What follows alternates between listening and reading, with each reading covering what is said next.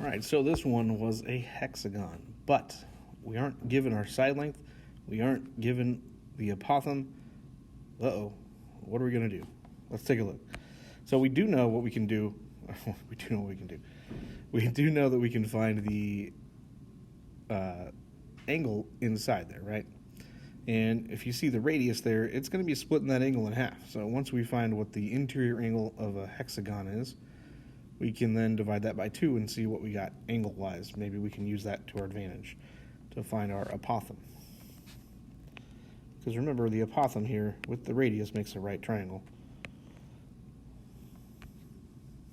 We also don't know our side length, so let's see what we can do. Well, again, we can find our angle inside there. So it's 180 times n minus 2 over n. And here's 6. And that's going to be useful later with the perimeter too, right?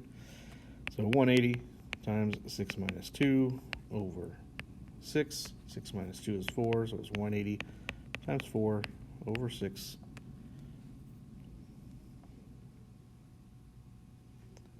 Which comes out to be 120. So all of these angles in here are 120. Well, again, the radius is going to split that angle in half, right? So what's 1/2 of 120? It's 60. So this triangle isn't just a right triangle, it's a 30, 60, 90 right triangle. That makes our lives so much easier because now we don't have to worry about doing any trig.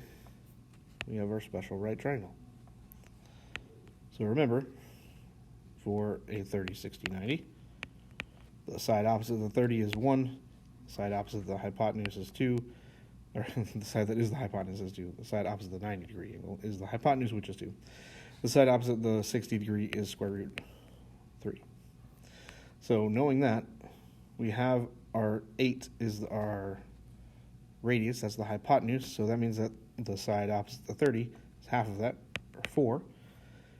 Well, that's just half of the side length. So our side length is 8. So if our side length is 8 and the radius is 8,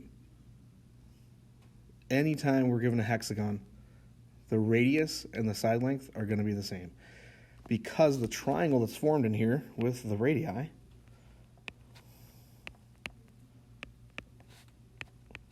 is an equilateral triangle.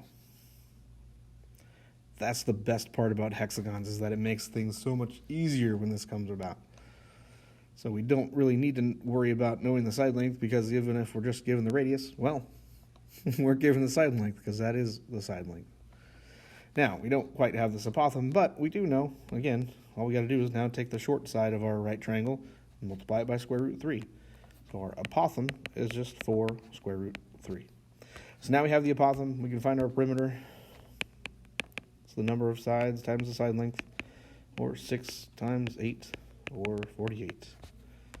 So we have everything we need to find our area.